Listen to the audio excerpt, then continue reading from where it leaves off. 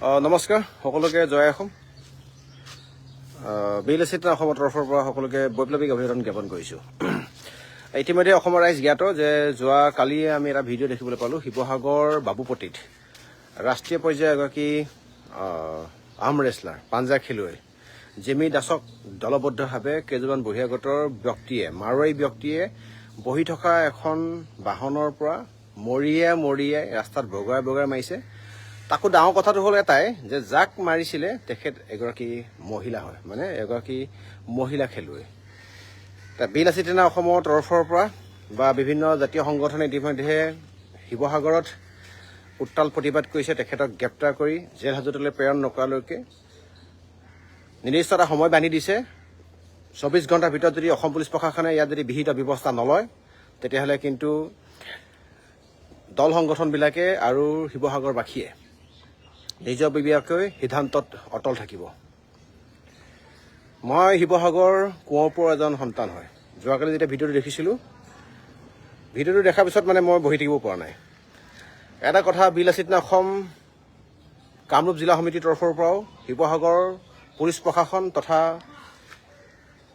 এডমিনিষ্ট্ৰেশ্যনক আমি স্পষ্টভাৱে ক'ব বিচাৰিছোঁ যে 24 ঘণ্টাৰ ভিতৰত যদি সেই কালপ্ৰিট কেইজনক যিকেইজন কালপ্ৰিটে লগ লাগি উক্ত পাঞ্জা খেলুৱৈগৰাকী খিলঞ্জীয়া যিগৰাকী জিমি দাস নামৰ পাঞ্জা খেলুৱৈগৰাকীক ৰাষ্ট্ৰীয় পদকপ্ৰাপ্ত সোণৰ পদকপ্ৰাপ্ত যদি খেলুৱৈগৰাকীক যদি কিবা কাৰণত মাৰধৰ কৰা যদি কুলাংগাৰ কেইজনক যদি কিবা কাৰণত 24 ঘণ্টাৰ ভিতৰত যদি তেওঁলোকে কৰায়ত্ব যদি নকৰে, জেল হাজতলৈ যদি প্ৰেৰণ নকৰে, তেতিয়াহ'লে বিএলএচি সেনা অসম তথা গুৱাহাটী মঙলদৈ বা এইটো ছাইডত যিমান আমি আছোঁ যোৰহাট গোলাঘাট মৰিগাঁও নগাঁও দৰং ওদালগুৰি সকলোবিলাক সৈনিক গাড়ী লৈ আজি আমি শিৱসাগৰলৈ ৰাওনা হ'ম।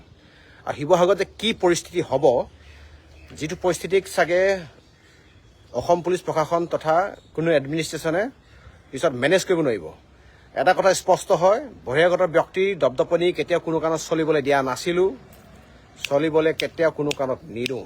এইটো স্পষ্ট আৰু ক্লিন ষ্ট্ৰেইট ফৰৱাৰ্ড আপোনাৰ কথা হয় আৰু ক্ৰিষ্টেল ক্লিয়াৰ। দিয়া নাছিলোঁ, নিদিওঁ আৰু কেতিয়াও কোনো কাৰণত নহ'ব। বিভিন্ন দল সংগঠনে প্ৰতিবাদ কৰিছে। বিএলএচি অসম কামৰূপ জিলা সমিতিৰ তৰফৰ পৰা সম্পূৰ্ণ সহযোগিতা আছে। বিএলএচি অসমে আমি আৰু অলপ সময় চাওঁ, অসম পুলিচ প্ৰশাসনে যেতিয়া অসমীয়া খিলঞ্জীয়া ব্যক্তিয়ে কিবা অপৰাধ কৰে, যেতিয়া গৰুৰ দৰে চুচাই লৈ যায় থানালৈ জেললৈ, এতিয়া আমি চাওঁ যে অসম পুলিচ প্ৰশাসনে কি বিহিত ব্যৱস্থা লয়।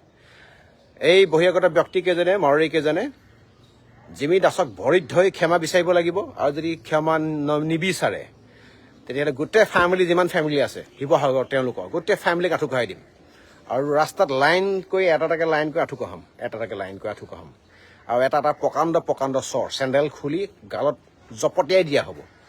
শিৱসাগৰত গুৱাহাটীতে এনেকুৱা মই ক'বলৈ নাযাওঁ যে সকলোবিলাক মাৰোৱাৰী বা বিহাৰী বঙালী বা এনেকুৱা ধৰণৰ ব্যক্তি সকলোবিলাক বেয়া। একাংশ ব্যক্তি, যিসকল ব্যক্তিয়ে অসমত থকা অসমীয়া খিলঞ্জীয়া থলুৱা ব্যক্তিৰ লগত মিলি থকা এই মাৰোৱাৰী বা বিহাৰী বঙালী ব্যক্তিসকলক বদনাম কৰিছে, সকলোবিলাক মানুহ বেয়া নহয়। কিন্তু যিকেইজনে অপৰাধটো কৰিছে, যিকেইজনে স্বয়ম্ভূ মানে পুলিচগিৰি দেখাইছিলে, মৰেল পুলিচগিৰি, সেইকেইজনক যদি 24 ঘণ্টাৰ ভিতৰত যদি কৰায়ত্ব নকৰে, যদি এৰেষ্ট নকৰে, তেতিয়া অসম পুলিচ প্ৰশাসনক মুকলিকৈ প্ৰত্যাহ্বান। আমি গাড়ী আৰম্ভ কৰিমেই গুৱাহাটীৰ পৰা। আমি চাই লওঁ 2-4 ঘণ্টা কি ৰিজাল্ট দিয়ে। নহ'লে শিৱসাগৰত আমি গুৱাহাটী, মৰিগাঁও, নগাঁও, ওদালগুৰি, টংলা, দৰং যিমানখিনি আছে সকলোৰে সাজু আছোঁ। শিৱসাগৰলৈ আমি গৈ আছোঁ। ইয়াৰ প্ৰত্যুত্তৰ পাবই লাগিব, ইয়াৰ উত্তৰ পাবই লাগিব। অসমত কেৱল অসমীয়াগী চলিব। ইয়াত ব্যৱসায় সূত্ৰে আহিছে, পঢ়িবলৈ আহিছে ৰঘুমলা জাতি। যেনেকৈ আছ তেনেকৈ থাক, চিধা চিধি থাকিলে ভাল হ'ব।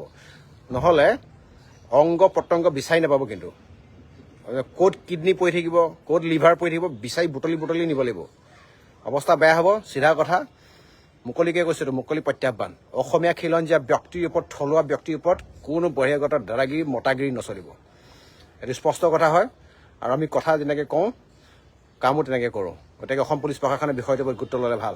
নহ'লে কিন্তু বাকীখিনি ইয়াত একো নকওঁ। থাকিবলৈ মন গৈছে, ক্ষমা বিচাৰিব লাগিব আৰু ইয়াত বহতীয়া হিচাপে আছে ইয়াত অসমৰ বোজা হিচাপে আছে সেইসকল ব্যক্তি যিসকল ব্যক্তিয়ে খিলঞ্জীয়া থলুৱা ওপৰত দাদাগিৰি দেখায় ইয়াত কোনো বহিৰাগত ব্যক্তি দাদাগিৰি নচলিব চিধা কথা ধন্যবাদ জয় আই অসম